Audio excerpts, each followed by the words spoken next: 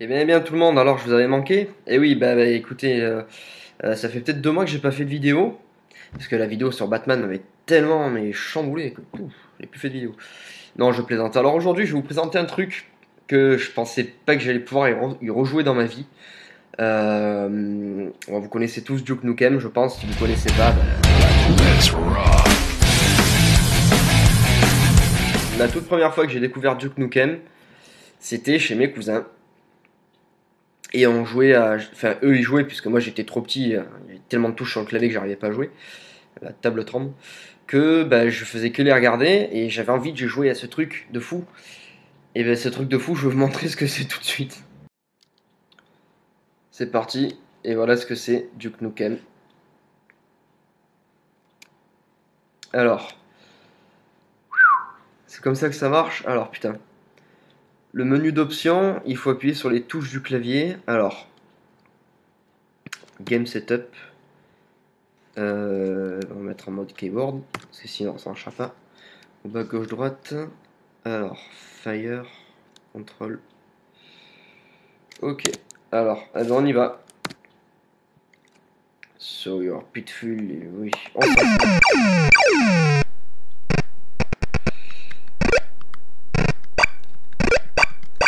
Donc voilà ce que c'était Duke Nukem à l'époque. Un petit blondinet dans un monde complètement...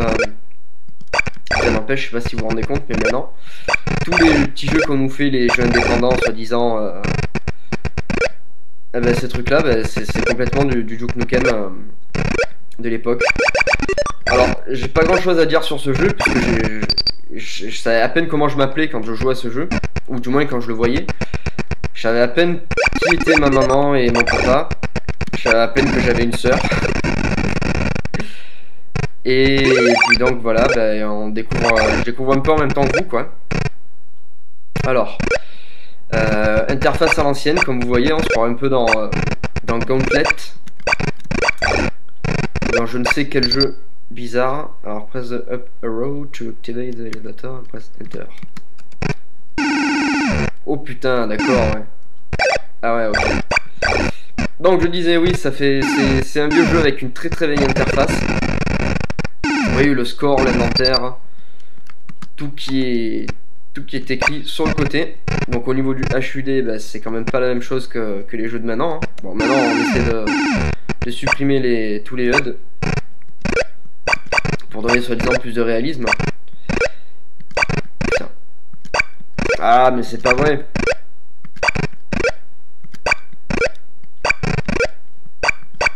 Bon, tant pis. Alors, le but du jeu, j'en sais rien du tout. Je sais pas du tout ce qu'il faut faire dans ce jeu. Alors, je pense que c'est du Duke Nukem, donc on est un petit Duke Nukem et puis on défonce tous les extraterrestres qui envahissent Manhattan. Je crois que c'est Manhattan. Hein. Vous voyez qu'au niveau de la musique, il y a quand même pas de musique. Et il boit du coca au lieu de la bière.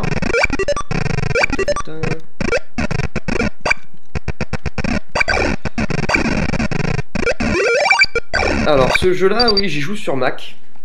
Parce qu'il faut savoir que c'est devenu un abandonware. Donc pour les gens qui ne savent pas ce que c'est qu'un abandonware, c'est un logiciel qui est devenu libre de droit. Donc ce qui fait qu'on a le droit de le télécharger en toute légalité.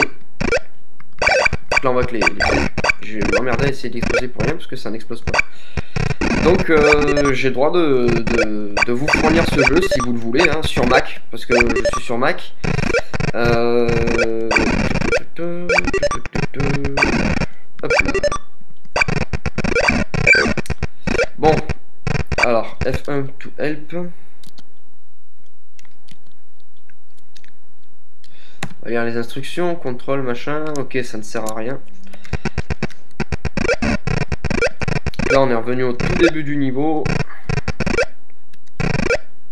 Et voilà, au moins vous pouvez découvrir un peu ce que c'est que le tout premier Duke Nukem, avant que ce soit un FPS de folie, puisque Duke Nukem a pris sa grande envolée dans le monde du jeu vidéo avec Duke Nukem 3D, qui est depuis ressorti sur de très nombreux supports Moi je l'ai pas découvert sur PlayStation à l'époque, je crois qu'il était même pas sorti sur PlayStation, quoi que si.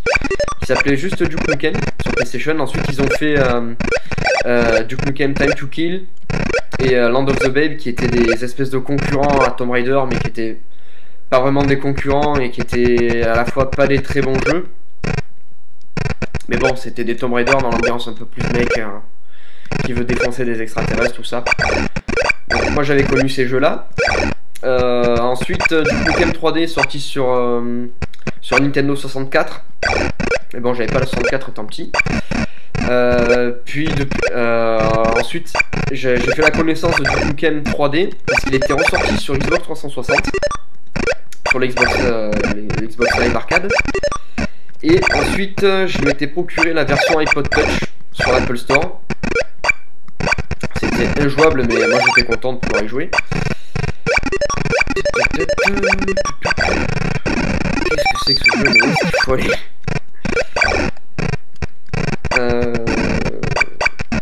Donc voilà, ensuite est sorti Duke Nukem Forever, que je trouve sympa, moi, pour ma part. Il y a beaucoup de gens qui le détestent. Moi, je trouve que c'est sympa, voilà, c'est sans prétention. Bah, après voilà, c'est un jeu que tout le monde a attendu pendant des années. Et donc est forcément déçu, mais je trouve que en termes de plaisir de jeu, je m'amuse beaucoup plus à jouer à Duke Nukem Forever qu'à Call of Duty Modern Warfare 3, par exemple. Ça c'est que mon avis, mais je sais que mon avis compte, sinon vous ne regarderiez pas mes vidéos. Alors où est-ce qu'on va essayer d'aller? J'ai 2 autres épisodes de Duke Nukem en réserve, donc je crois qu'en fait je vais vous faire une petite compilation en 3 parties sur cette émission. Et super, j'ai récupéré toutes les lettres de Duke. Et je suis mort, ben voilà, ben on va se quitter là-dessus. Et puis je vous fais une deuxième partie de vidéo, tout de suite. Alors voilà, l'épisode 2, qui a la même tête que l'épisode 1. Ah voilà, alors le niveau est différent.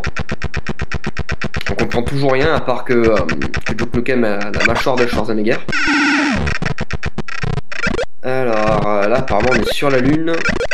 Alors j'ai pas lu le titre des épisodes que je suis en train de vous montrer.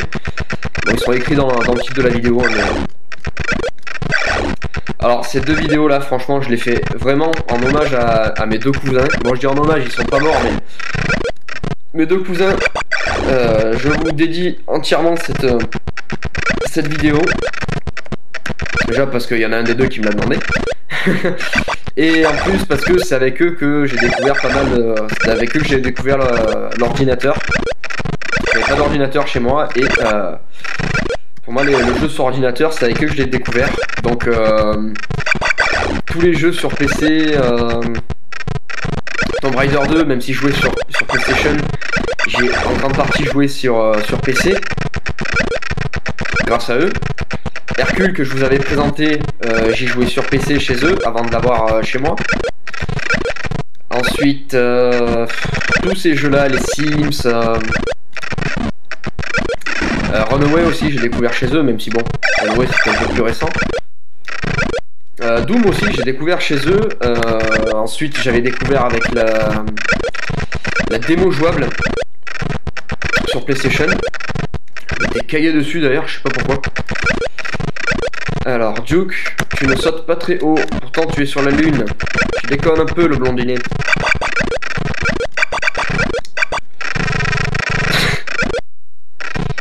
Alors là on peut passer. Mais à part récupérer des trucs qui te donnent du score, qu'est-ce que tu récupères dans ce jeu?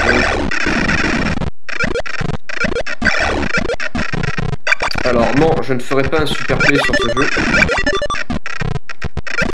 J'ai déjà eu du mal avec Resident Evil 2, alors c'est pas là-dessus que je vais le mettre.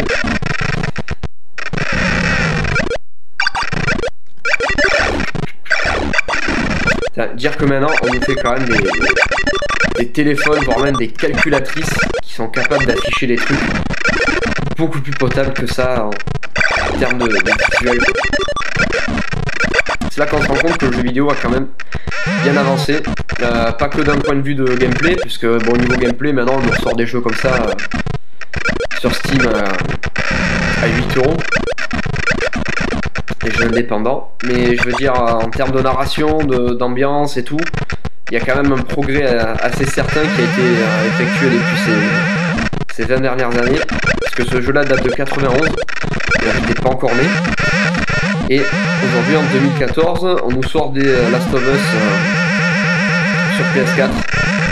Alors qu'il y a besoin que de l'avoir sur PS3 ce jeu.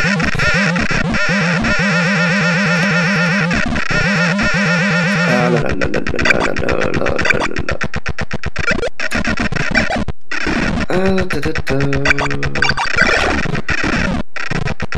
Bon bah les gars, comme vous voyez, j'ai pas grand chose à dire, donc je vais vous montrer le dernier épisode du tout premier Duke Nukem. Et puis après, je vous ferai un épisode 2. C'est parti pour le troisième. Putain, mais l'interface, c'est le même, quoi. Bon, 2 lignes de dialogue. Oh là là, on n'y voit rien. Ah, on dirait le... On dirait le niveau de Jurassic Park sur Mega Drive. Quand on est dans les égouts, vous savez, c'est tout rouge.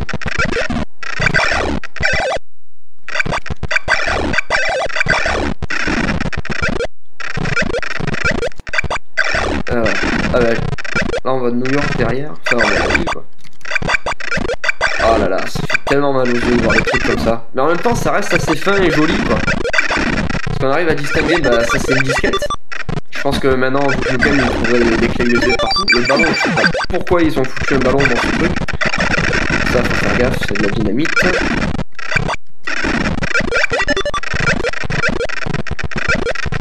Alors j'ai pris toute une collection de jeux abandonware sur Mac. Je crois qu'il y a les premiers Alone in the Dark aussi. Je vais essayer d'y jouer parce que je connais pas.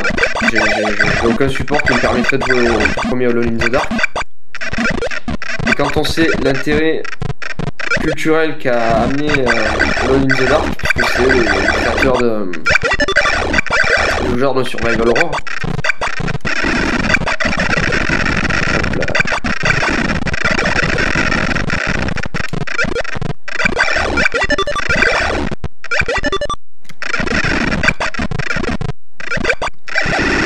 Ah bah tiens, je suis mort. Bon allez, ça suffit comme ça les gars.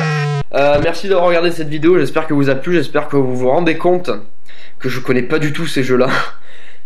Et que j'en ai tout simplement qu'à peine un souvenir du tout premier épisode que je vous ai montré au début de la vidéo. Si vous voulez ces jeux-là, bah, écoutez, envoyez-moi un message et je vous les enverrai avec plaisir. Je vous rappelle qu'ils sont uniquement compatibles sur Mac. Et ben, je vous dis à bientôt pour une nouvelle vidéo. Et puis... Salut!